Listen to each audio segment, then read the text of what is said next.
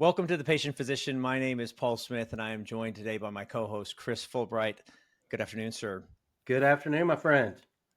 Today, we're joined by our very own Erin Anderson, a CPA with a unique background that bridges agriculture, medicine, and business. Erin earned her bachelor's degree in agricultural economics. Let's say that 5 times fast, right? And accounting, and her master's degree in agriculture from Oklahoma State University.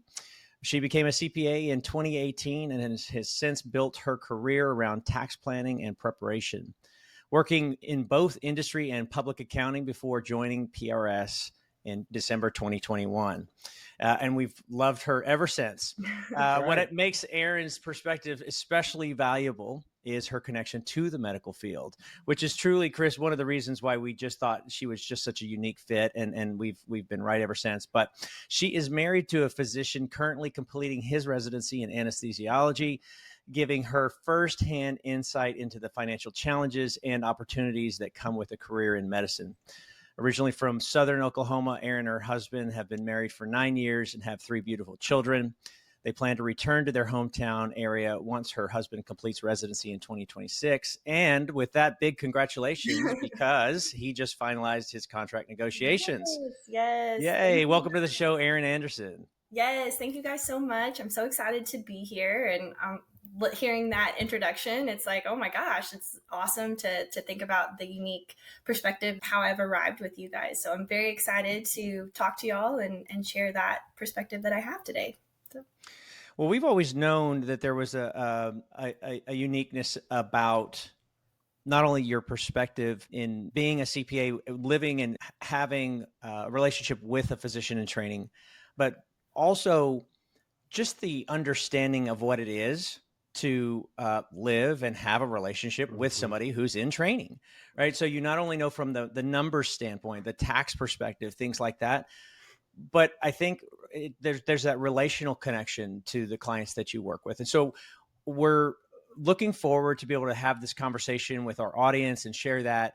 But I think it would be great if we can break into some of the tax questions and talk about some of those things, if that's okay. And then we'll make you cry at the end of the show or something like that when we bring up the challenges that come with being a physician's wife in training. So let's just start with something simple. Start with how you even chose this field of study and what attracted to you. Yeah, absolutely. So I remember I went into college and thought I was going to go to vet school, that agricultural background, took one biology and was like, yeah, not for me. Same semester I took an accounting class and just really loved it. And from there transitioned to the accounting world. It just made sense in my mind. And so it was an easy transition.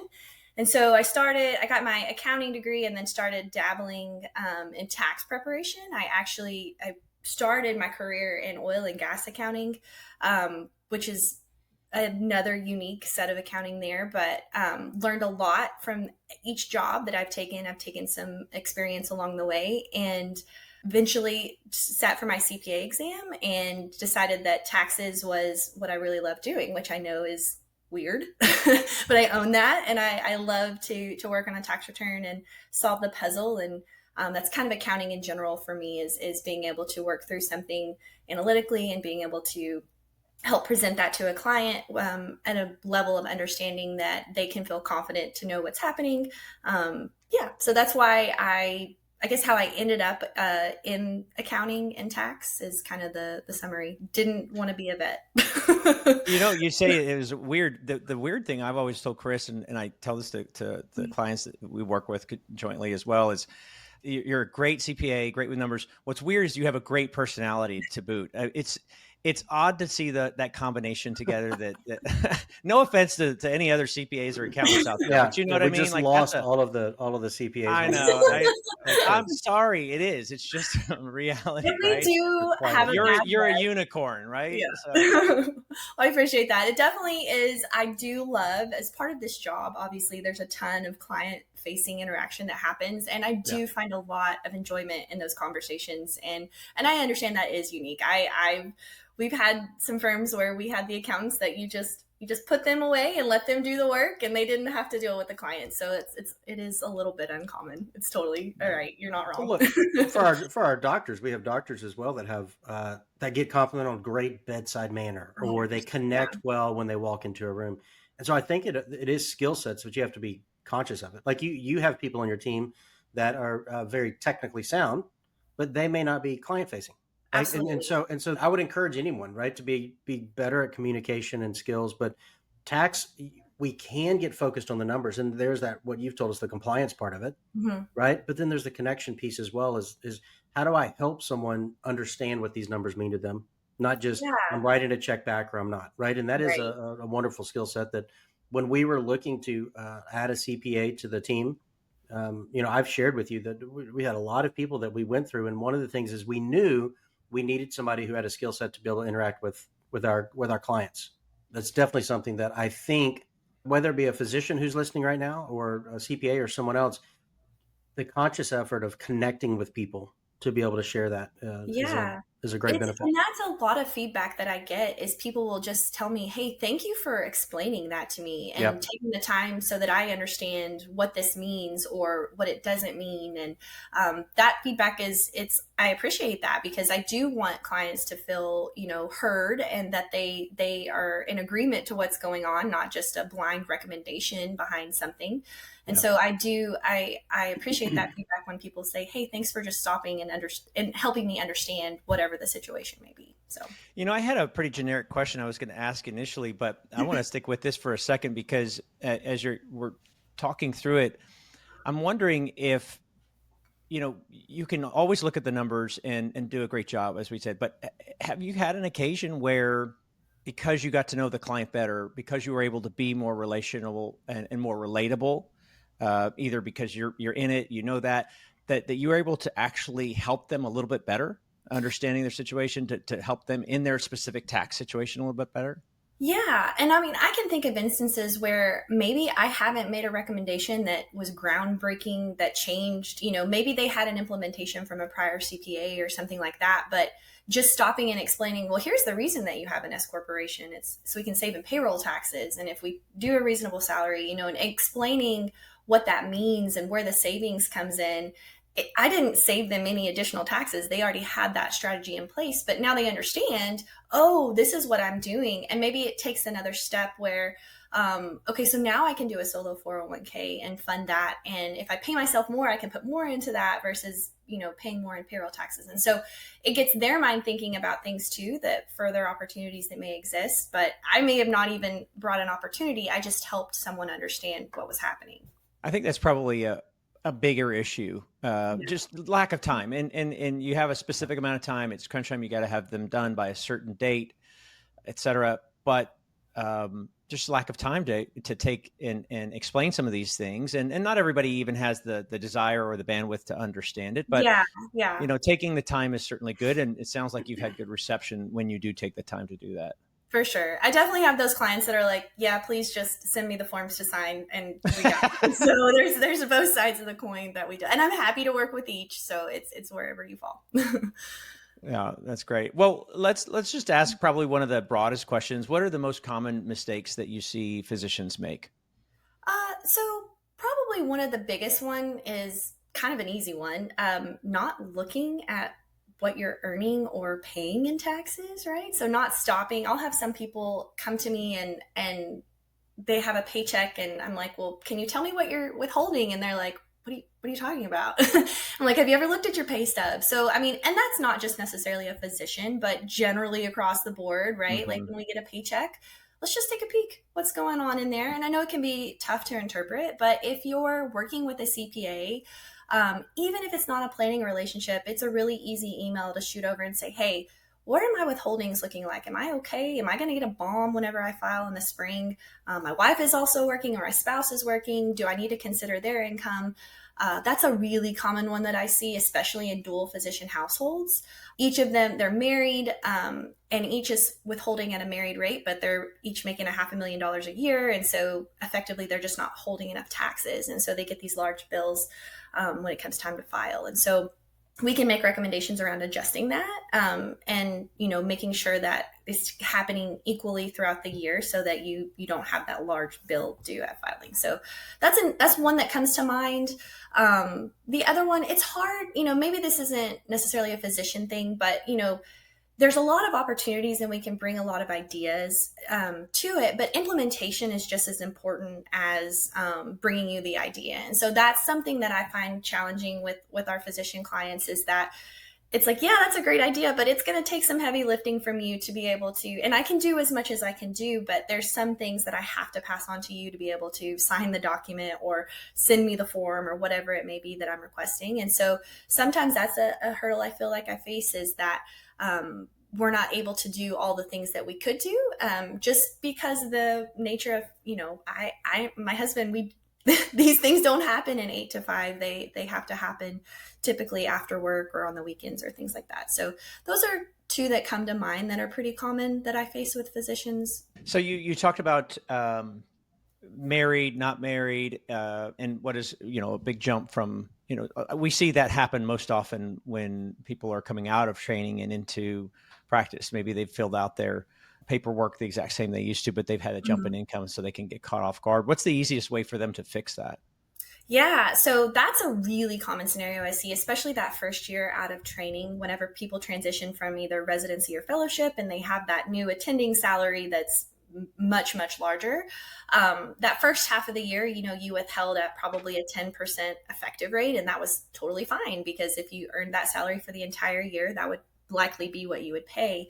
But then you have this massive increase the second half of the year, and so that effective tax rate gets drug up essentially. And so one way to do that is first just look at your pay stub and see how much taxes is coming out. And then once you've determined that, sometimes an easy fix is to, whether you're filing single or married on your actual tax return, if you're not withholding enough, to just simply change what they call your Form W-4 to single. So that's whenever you onboard with HR, they have all that paperwork. There's a form in there that you'll fill out. Starting with single is a really easy way to at least start the process.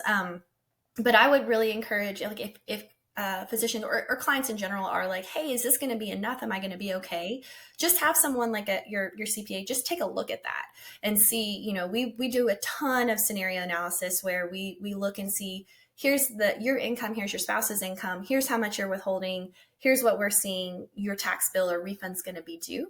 And so the steps would be, look at your paycheck, change your status, or add some additional withholdings, and then maybe get a second opinion just to confirm would be the. So can you break it down a little bit? Because I think we're going to have some people that really understand that, and then some that just go, why would I go from married to single? I'm married. They're just thinking about it categorically as their actual status versus what does that do for them when they make that change in terms of the tax. Why is that the case? That's a really great question. And so whenever we file the tax return, right, we have a status of single, head of household, filing jointly, whatever that status may be.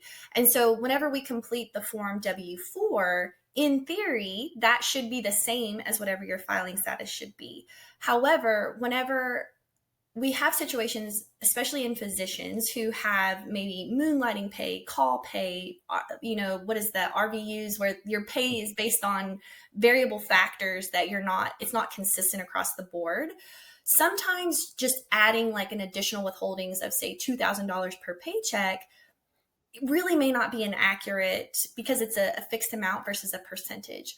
Whereas if we have someone who will file a tax return that is married, we change that status on their W-4 to single. It's a percentage base now, so that we're based on their income, we're going to hold at a higher percentage as if you were going to file that tax return as single. So it's not saying that we're going to file the return as single. It's just going to withhold more taxes for you, so that when we do file that, hopefully we have a zero balance due at filing. So, but that's a really important distinction. Yeah. Do you find that people sort of still have the mindset of rather preferring to have a balance due or owing a little bit, or what? It's total mixed bag. I have some who are like, if I owe a red cent, if I don't get a refund, I can't take my annual vacation. So if I don't get $10,000 back, And then I have those that are like, no way I'm going to get a refund. I'm going to wait till the very, very last second. The ones that are hard is the ones that it's a really common misconception where people are like, well, I can just pay my taxes on April 15th. That's when they're due, which is true. But if we don't pay estimated payments along the way, if there's a balance due, you could be penalized. There's lots of caveats. W-2s withholdings act differently than estimated payments and some things like that. But it's not always a guarantee that just because you have a balance due at filing that you couldn't possibly get a penalty in addition. So I like to remind clients of that as well. Some are like happy to take the trade-off. They're like, I'll hold on to my cash. And that's great too. We have that strategy that we do. It's just being aware that that's a possibility as well. So the withholding on the pay stub is one way, right? Yes. And then I've seen you with some other clients where maybe they've transitioned to this new job, and there's some retirement type savings that they maybe weren't aware of, or they've been adjusting their income. That's another way that you can help them save on taxes and move towards retirement savings, right? Yeah, absolutely. Yeah. And, we've talked a lot about like the W-2 positions, but we do a lot of our client base here at PRS Tax is we do a lot of 1099 contractors, whether it be locums or, there are several specialties that tend to have contractor roles, ER, anesthesia specifically come to mind. And so we do a lot of review around those clients with estimated payments, right? So that's like a whole other separate conversation. But we have a lot of experience and knowledge around not only making the estimated payments there, but like, strategies that we can implement, the S corporations, the solo 401ks, what other deductions can we take advantage of if we have that status of self-employment versus just the W-2. So, yeah. So how do they differ between W-2 and 1099 contractors? What are the different strategies you're talking mostly about with clients?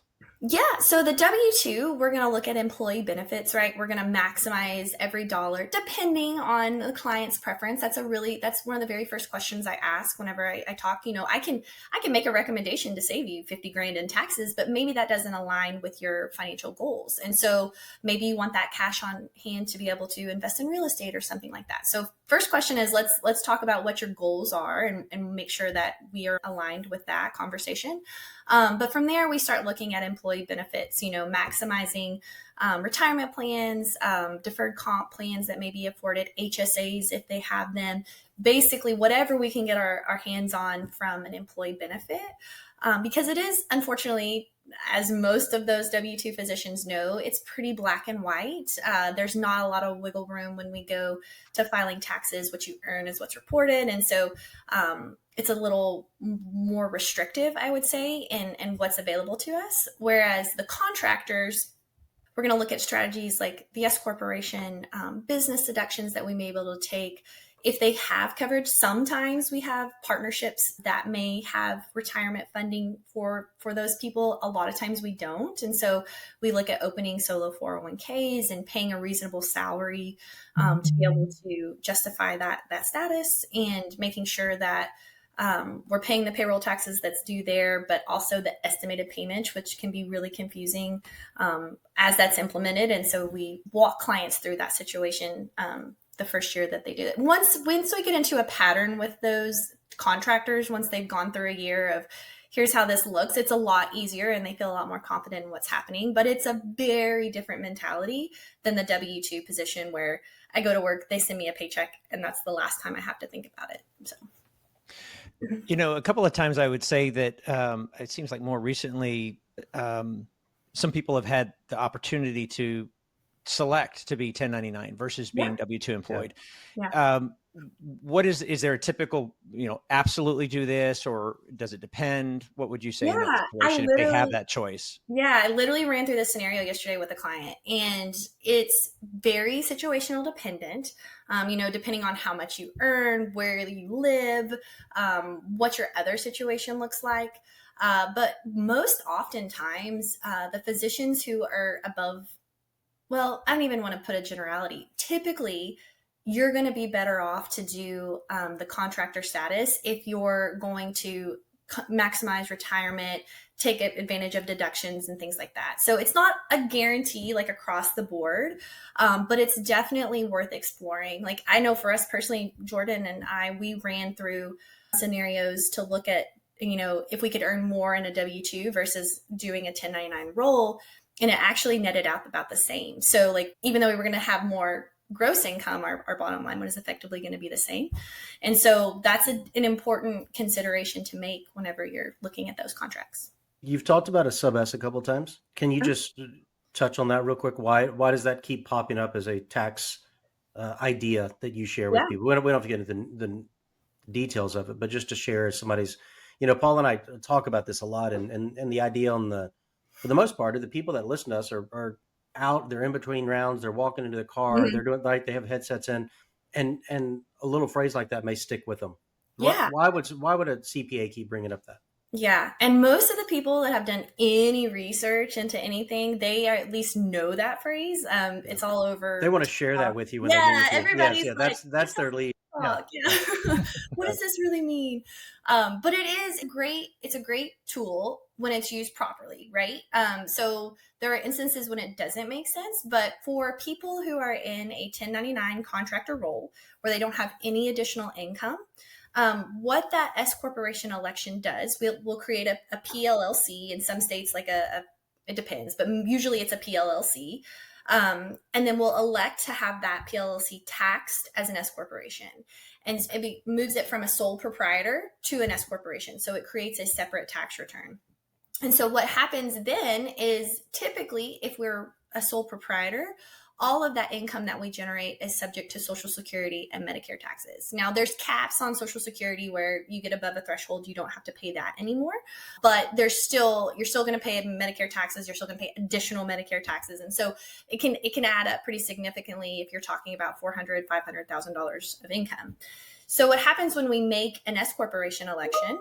We transition to what they call a Schedule E on the tax return from a Schedule C. And that income is the only portion of that income that's the S corporation that's subject to Social Security and Medicare taxes is the portion that we set as a reasonable wage. So if you earn $500,000, $500,000, we set a $200,000 reasonable wage. We'll pay Social Security and Medicare taxes on that $200,000, and then the rest, the $300,000, will flow through to you as it's still income, it's still taxable. It's just not subject to Social Security and Medicare taxes. I do want to point that out. There's been some confusion. They're like, you said that wasn't taxable. It's like, I didn't have taxes on that. Yeah, I haven't taken it out of the account though. Yes, it's still in the account. Why am I paying taxes? Yeah, 100%. It's still in my business account. Is it taxable? Absolutely, yes. Distributions are. I'm not going to say they're irrelevant, but please note that is very important. So that's not the IRS trigger of what's taxable. Yes, exactly. Yeah. For somebody who is working in that capacity, they're looking for as many deductions as they possibly can. Well, we all are, right? Obviously, and this is definitely an inside joke, but there's a difference between tax avoidance and tax evasion, right? It's only a joke unless you get caught, Paul. I know. The joke's very funny until the IRS guy says, "Well, go back to your joke you said on the podcast." No, I'll leave that one where it is. Now we've offended the CPAs and we put the IRS guys on one. I know. I've almost. That was unintended the very first time that analogy came back out, for sure. Yeah. I mean, let's just leave it there. But anybody that wants to know that, I'll finish the rest of that joke off. But so are there any specific things that are obvious things that they are missing that they should pick up, whether they're deductible? And then on top of that, are there easy ways for them to track this? I think throughout the year, even, being in this industry, it's like, oh, I forgot to look at that. I forgot to look at this. And then you're just scrambling at tax time, trying to gather everything. And you just, at least my feeling, I wished I would have, tracked that better. Yes. Yeah. Well, and that's a great point. Yes. So, and this is a little bit frustrating too. So like we have two worlds that this question applies. We have our W-2 world, which you're pretty much like, no, basically unreimbursed employee expenses don't exist anymore. There's deductions on a personal level, mortgage interest, charitable contributions, things of that nature that absolutely do apply across the board. And then there's things for like business expenses for physicians that is a totally separate deduction conversation. And for the people who have the business side of it, I really encourage those people to either open a separate account to have that income deposited into, those expenses flow out of. That's the best way to track things for filing and in the eyes of the IRS, right? Like we have a PLLC, we have a separate bank account. This is a legitimate business that we're operating. It gives us a little more structure there. But for everything else, I don't really know that I have a good solution. Honestly, like sometimes a folder in an inbox, or it's like, oh, there's a receipt. I'm gonna kick that over to like keep up with that for the year is is a really That's good fine. method. Yeah. We have no complaints about that. The separate bank account for the business owners, absolutely. And then like our software here that we've implemented, we have a really great checklist that's like, hey, by the way, we need your mortgage interest and that 1099 from XYZ company. And it gives a really great like checklist for our clients to know like, oh yeah, I got to go grab that interest statement from my Chase account, something that you may not think about. Most of our documents now are electronic. So you can get an electronic version pretty simply, but that's really the best way is either having like a separate folder or something like that to keep up with that information. Let me ask it a little different than Paul. So I think often when we talk to people and we say, who does your taxes or who's your CPA or whatever that is, that's an after the fact. Here's how much I made. They send the documents to whatever software or whoever it is or whatever that is. There's the other part where you spend a lot of your time. Yeah. And honestly, this is where we see you bringing tremendous value to people's tax saving, their clarity. And it goes to exactly what Paul's question was. How do we proactively keep these things top of mind? Yeah. I think it's one of the greatest value adds that your team brings is tax planning. Can you Yeah. talk a little about that? Because both this goes into withholding, goes to the relationship, goes to communication. Mm-hmm. And I think this is where we can step in, or you and your team can step in and really, one, save someone on taxes by sharing the ideas, give them enough time to implement on your ideas, right? And then also bring that top of mind where you have someone like Paul who's putting stuff in a drawer and you go, hey, here is a way to be able to save these in a systematic way so that at the end of the year, you're not, pulling these things together. Yeah. Do you mind spending some time on the difference between I think you call it tax compliance versus tax planning. That's exactly the terminology. And I think the CPA industry as a whole I think there's been a shift for sure, but typically, I'll have clients come to me and they'll say, well, my CPA is not bringing me ideas, or they're not letting me know. All they're doing is filing my tax return. And I'm like, well, are you paying for tax planning? And they're like, well, what do you mean? And I'm like, well, what are you paying for? And there's this like question. They don't really know what's going. And previously, even I would say in our firm, we didn't really designate the distinction between the two services. And so we've implemented some software that's really helped us and our clients to understand, here's what I'm paying for, here's what it entails. But there are really two distinct services. So the compliance piece, right? The preparation, we have to do this every year because the IRS will come get us. Just kidding, they don't really do that. But this is something that we're just required to do, right? We compile a tax return, we submit it to the reporting agency, and we go on about our business. There can be opportunities in those types of relationships. Maybe sometimes whenever I file a return with someone who's not a tax planning client, I may make a recommendation like, hey, if you go fund an HSA before April 15th, you can, save a few $1,000s or something like that. There may be opportunity, but there may not, especially if we file an extension or something like that. So kind of what I say is like, what's done is done. Versus the tax planning relationship is where we're proactive, right? So we're going to meet a couple times a year ahead of tax filing, and we're going to go through how much income have you earned? How much are you saving? What are your goals? That's what I had asked. What do you want to do? Do you want to purchase this piece of equipment this year, or do we want to wait and do that next year? Are estimated payments in line so that when we get to tax filing, we're at zero? And so that's where there's really value add there. And honestly, I kind of said this before, where sometimes I've met with clients and I didn't necessarily bring some groundbreaking strategy or implement something crazy, but I just gave them peace of mind that, yep, everything is great. You're going to have a zero due at filing, and everything is set exactly like you need it to be. And there's value in that. And so that's really where we're leaning into, because that's really the feedback that we've gotten, is that people want that proactive approach and relationship that's like, hey, I can ask, is this something I can do? And we bring those ideas and strategies to them. So it's been very positive. We've had tremendous feedback with that. I was just thinking, and I feel like I put way too many analogies out there, but to keep it simpler, is like tax planning is like if we're baking a cake, once it comes out of the oven, tax filing is more like the icing. There's only so much you can do afterwards, right? The Yeah. ingredients are in there, the cake is baked. You can't really undo it. You can do certain things, but that's sort of the process, right? And so tax planning allows you to go, okay, what are we really trying to do before that close out of the year? And Mm-hmm. that's why it's so important. But to your point, you do have to ask, and I think it's an expectation. There's a lot of really great accountants and CPAs out there that maybe they offer it, maybe they don't, but you have to ask. It's not necessarily a service that's always being offered, but that's Absolutely. where those ideas that you talked about that clients are really after are at. And it does cost extra because it is work in advance of just doing the return, and rather than, hey, what do you have, and let me do the best I can with what you gave Absolutely. me, versus proactively looking at things. And do you see oftentimes that it's impactful for people? I Oh, know yeah. it's not always impactful, but Right. But yeah, absolutely. So there's been a ton of opportunities. I can think of one that was like really cool.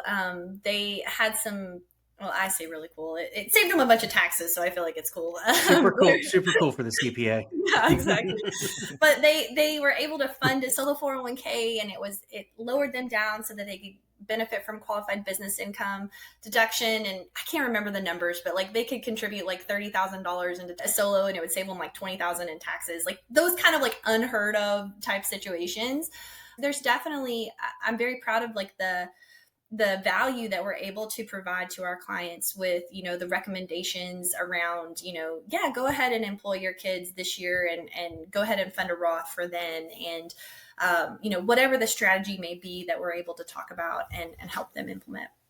yeah, I think Yeah, what people don't understand is that making a contribution to something that might defer taxes, like a solo, as you mentioned, yes, you're going to have the deferral of the federal, but you don't know what that dropping that tax bracket down does. There's so many phase outs and so many other things, that's like you right. said, the qualified business Mm-hmm. income deduction. So that you might now fall into and then pick up additional that triggers these additional tax savings. That's Yeah. exactly what I was going to say, Paul. Like meeting proactively with a CPA or someone who knows what they're doing, or someone Aaron's team or whomever. I've seen where Aaron's been able to meet with somebody and say, hey, just this little extra will get you in a different tax bracket, Mm-hmm. rather than someone looking and go, if I say 15,000 versus this, and the nomenclature to help someone understand, right? We spend so much time, and typically physicians or entrepreneurs or whoever's listening to these podcasts, we're investing a tremendous amount of time bringing values correspondingly with money, right? And so we're trading time for money in something. It is so valuable to take a few hours throughout the year to meet with someone like Erin or a qualified CPA to say, here's where I'm headed. What, based off my goals, what are some tools you would recommend? Right. And that's when Erin's been able to say, hey, we want to look at withholdings. Hey, your income is higher here. You picked up moonlighting. We didn't have that before. Mm-hmm. Oh, you bought a new house. Oh, you're thinking about buying into a practice.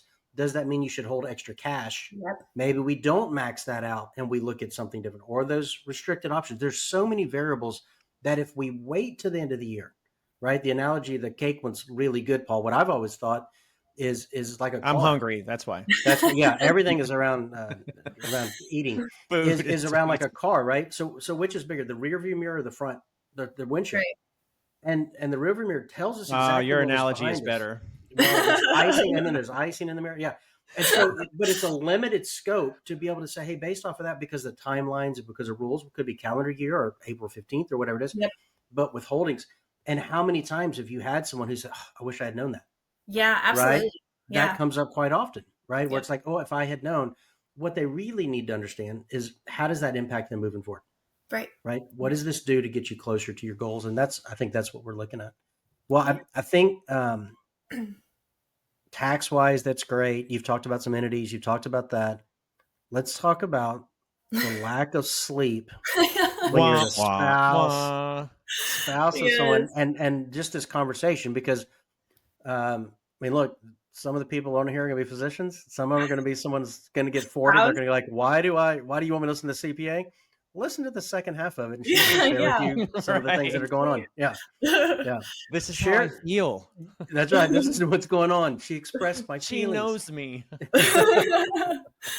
Walk us through just whatever you're comfortable with. Like, I mean, y'all have 3 young kids. You've moved away from family. You've made a decision on residency and school and pick these things and timelines and dollars and student loans. Like, we've walked this journey with you, right? And so we've kind of seen behind the curtain. But to whatever part you're comfortable sharing, kind of walk through. And this is where Paul makes people cry. This is the Diane Sawyer part of our podcast. Well, to be fair, I did warn her. I called her in advance going, look, we definitely want to share the tax thing, but this is why past that.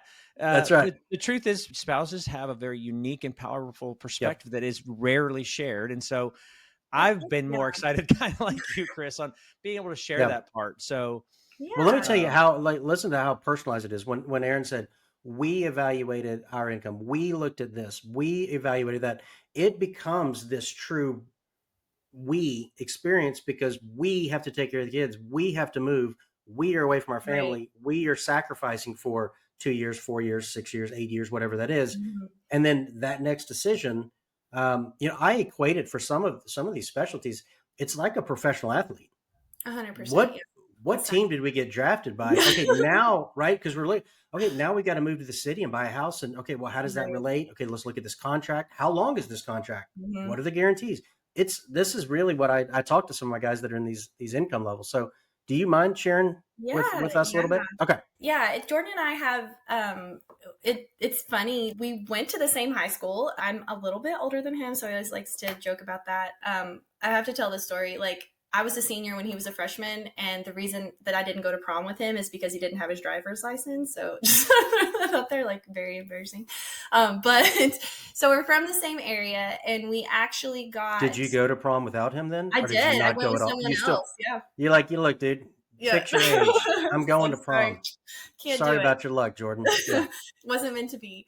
But we actually dated after he finished college. I had moved back home too. And we got married. And 2 weeks later, he started medical school. So we kind of like got thrown right into the fire with that. So during our relationship when we were dating, he was trying to get into medical school and doing applications and interviews and all of that stressful process in itself, much less the actual getting in and starting that process too. So he did med school in Tulsa, and I actually lived in our home in Southern Oklahoma. So we were separated for that 4 years that he was in school.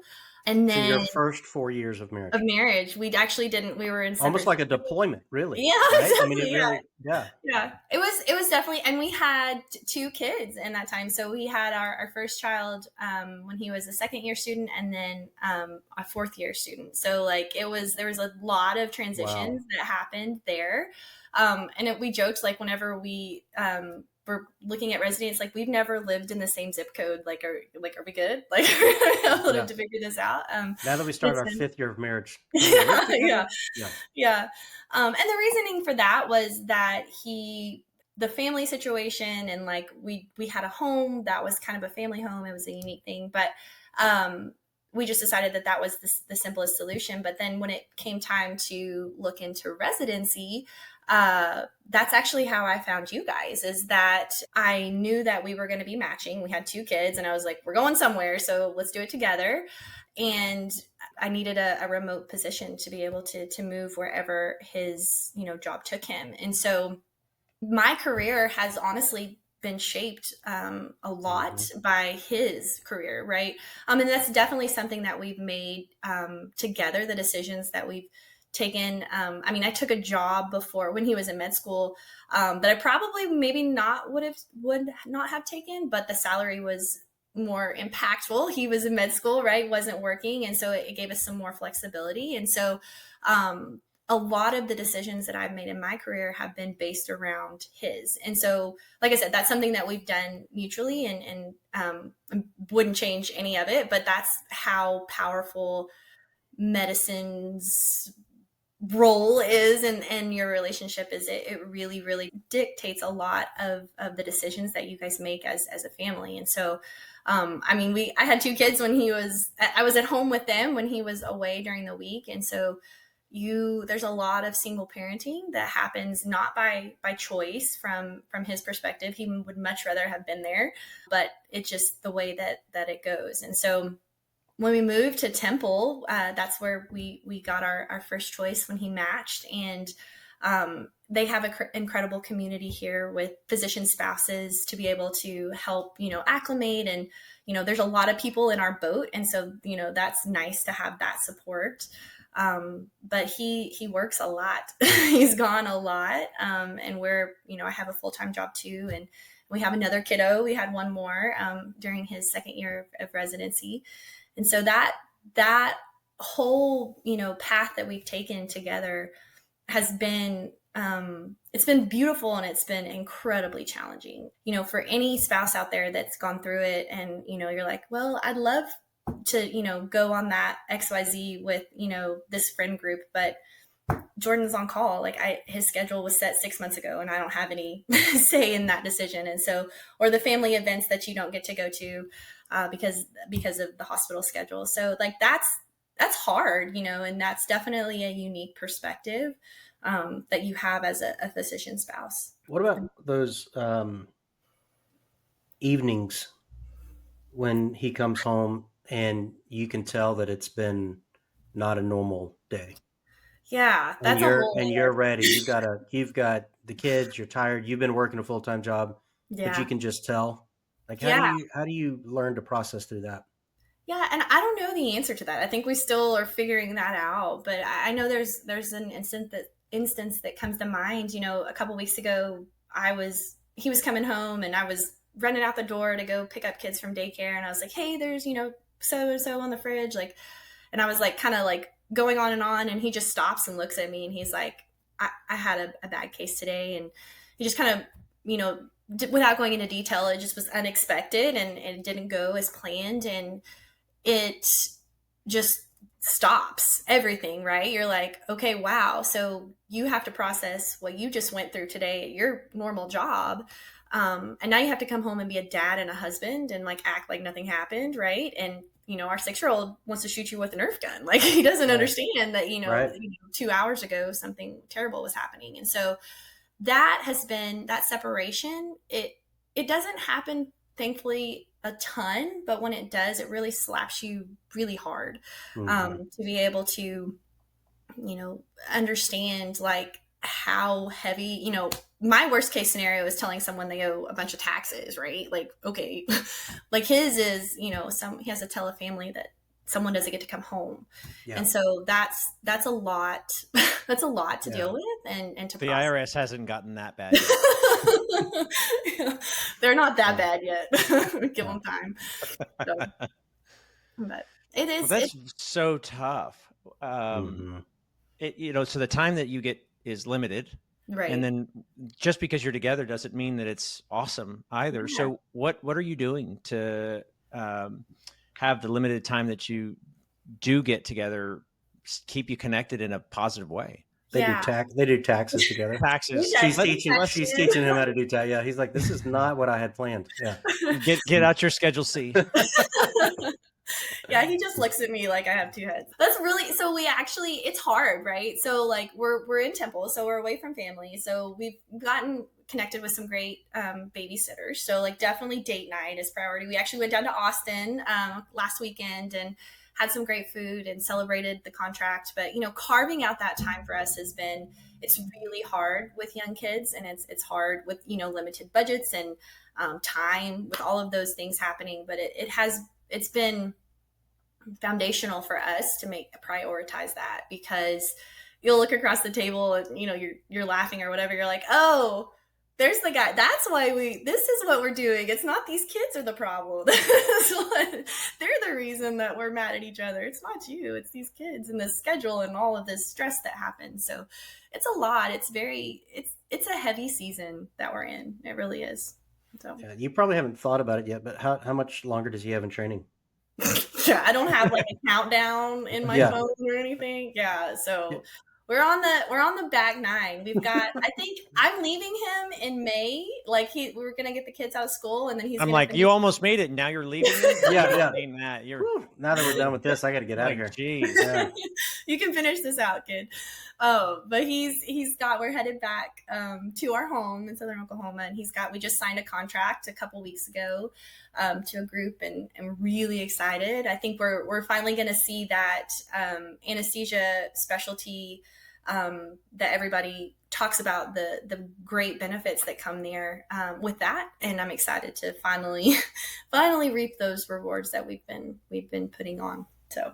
But that was stressful too, right? Finding Yeah. a place, hoping, we have a location in mind. We'd like to be in this area. I mean, y'all had to really work through some emotional dynamics of saying, okay, let's find the right place. How do we do this? And so that part is the part I think as well when I think about the professional athlete thing. But then there's the negotiation, and then we got to figure this out, and then we got to drill deeper and make sure that we're properly protected and planned and stuff. And so I'm really proud of the way that you've handled all of this stuff since we've met you. And then, you had nothing else going on, so you decided to remodel a house. I mean, you're like, let's just see what I can deal with. Let's stack some stuff. Yeah. For sure. And the contract that was, Jordan called me, he got a call from the group that we were kind of talking with, and he was, got the offer and they sent it over, and then then you get it and you're like, oh my gosh, okay, so now what do we do with it? And working with an attorney to make sure that is there anything we need to be, I know tax, but I don't know law, right? I can't even read this contract. So understanding the implications of us paying for malpractice versus them paying for malpractice, and what that looks like. What does malpractice cost? Like, how does that go? And navigating all of those questions has been a whole other separate learning process too.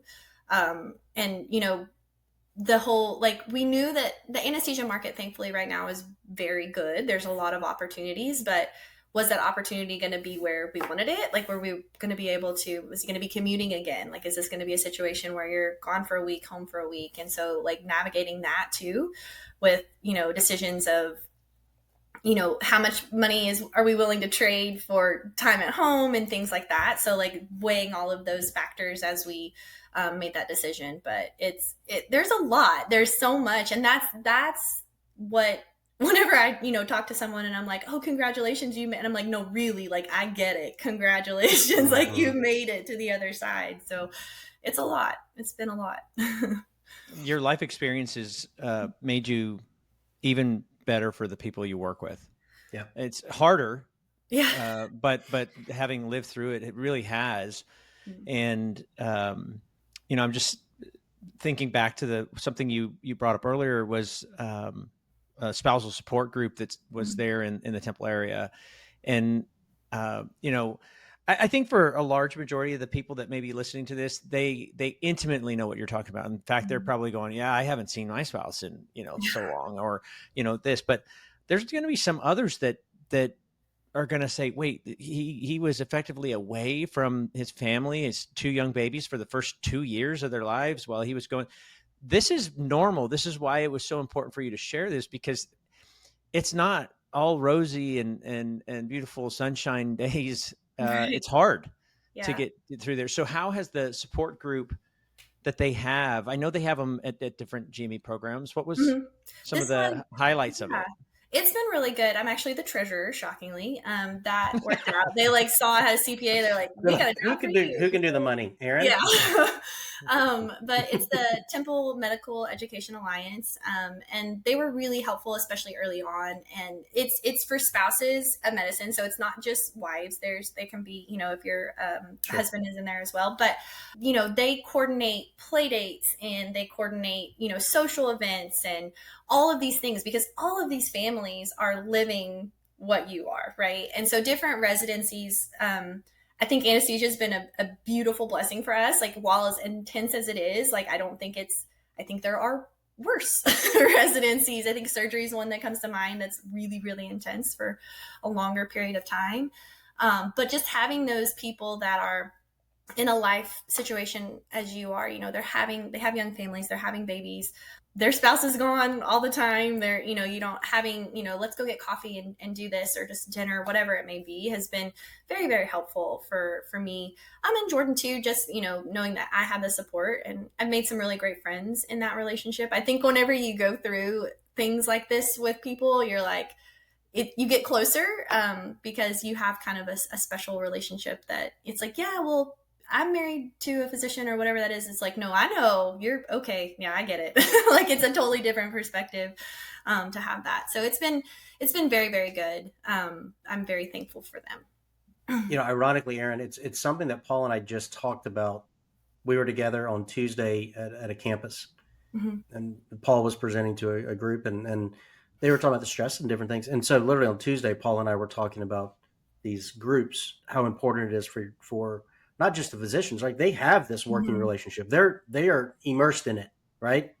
24 to 48 hours at a time, like deep. Right. But the spouses or significant others or children, Mm-hmm. having to understand, we do that for other the military and people being away, but the support system, could be that. It could be church. It could be other friends. It could be work, family. Right. Right.